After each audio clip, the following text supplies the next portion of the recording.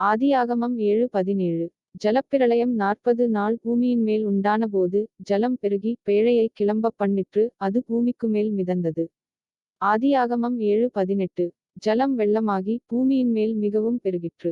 பேழையானது ஜலத்தின் மேல் மிதந்தது. ஆதியாகமம் 7:19. ஜலம் பூமியின் மேல் மிகவும் அதிகமாய் பெருகினதினால், வானத்தின் கீழ் எங்குமுள்ள உயர்ந்த மலைகளெல்லாம் மூடப்பட்டன. ஆதியாகமம் 7:20. மூடப்பட்ட மலைகளுக்கு மேலாய் 15 முழ உயரத்திற்கு ஜலம் பெருகிற்று.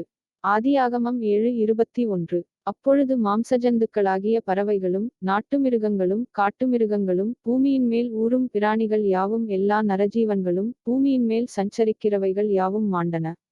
ஆதியாகமம் 7:22. வெட்டாந்தரையில் உண்டான எல்லாவற்றிலும் நாசியிலே ஜீவசுவாசமுள்ளவைகள் எல்லாம் மாண்டு போயின.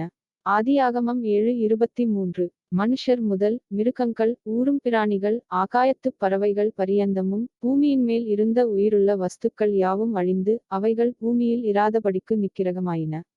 நோவாவும் அவனோடே பேழையிலிருந்த உயிர்களும் மாத்திரம் காக்கப்பட்டன. ஆதியாகமம் 7:24.